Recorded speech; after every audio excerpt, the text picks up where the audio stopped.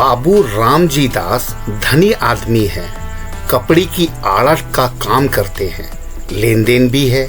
इनके एक छोटा भाई है, उसका नाम है कृष्णदास। दोनों भाइयों का परिवार एक ही में है। बाबू रामजी दास की आयु 35 वर्ष के लगभग है और छोटे भाई कृष्णदास की 21 के लगभग। रामजी दास निसंतान हैं। कृष्णदास के 2 संतानें हैं, एक पुत्र, वही पुत्र जिससे दर्शक पिछले भाग में मिल चुके हैं, मनोहर, और एक बेटी है। बेटी की उम्र 2 वर्ष के लगभग है। रामजी दास अपने छोटे भाई और उनकी संतान पर बड़ा प्यार रखते हैं, ऐसा स्नेह कि उसके प्रभाव से उन्हें अपनी संतानहीनता कभी खटकती ही नहीं। छोटे भाई की संतान को वे अपनी ही संतान समझते हैं। दोनों बच्चे भी रामजी दास से इतने हिले मिले हैं कि उन्हें अपने पिता से भी अधिक समझते हैं। किंतु रामजी दास की पत्नी रामेश्वरी को अपनी संतानहीनता का बड़ा दुख है।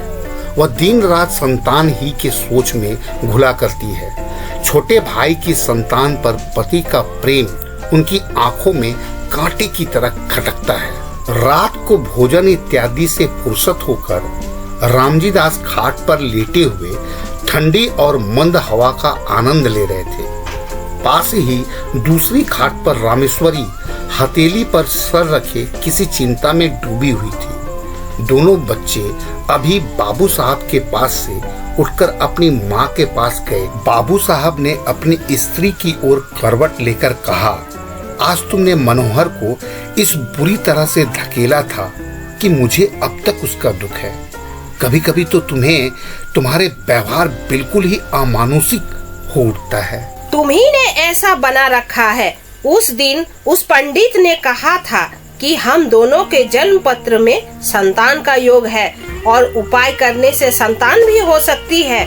उसने उपाय भी बताया, पर तुमने उसमें से उपाय करने ना देखा। बस तुम तो इन्हीं दोनों में मग्न हो। तुम्हारी इसी बात से तो रात दिन मेरा कलेजा सुलगता रहता है। आदमी उपाय तो करके देखता है, फिर होना ना होना भगवान के अधीन है। तुम्हारी जैसी सीधी स्त्री भी क्या कहूँ। तुम इन ज्योतिषियों की बातों पर विश्वास करती हो जो दुनिया भर के झूठे और धूर्त है। ये झूठ बोलने की ही रोटियां खाते हैं। तुम्हें तो सारा संसार झूठा ही दिखाई पड़ता है। ये पोथी पुराण भी सब झूठे हैं। पंडित कुछ अपनी तरफ से तो बनाकर कहते नहीं है। शास्त्र में जो लिखा है वही वे कहते हैं। शास्त्र झूठा तो नहीं है। अंग्रेजी क्या पढ़ ली आपने, आगे किसी की गिनते ही नहीं। जो बातें बाप दादों के जमाने से चली आई है उन्हें भी झूठ बनाते हैं। तुम बात तो समझती नहीं, अपने ही औटे जाती हो।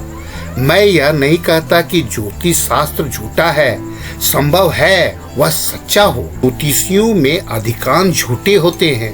उन्हें ज्योतिष का पूर्ण ज्ञान तो होता नहीं। 2-1 छोटी मोटी पुस्तकें पढ़कर ज्योतिषी बन बैठते हैं और लोगों को ठगते फिरते हैं। ऐसी दशा में उन पर कैसे विश्वास किया जा सकता है? सब झूठे ही है, तुम ही एक सच्चे हो। अच्छा, एक बात पूछती हूँ, भला तुम्हारे जी में संतान की इच्छा क्या कभी नहीं होती? इस बार रामेश्वरी ने बाबू साहब के हृदय का कोमल स्थान पकड़ा।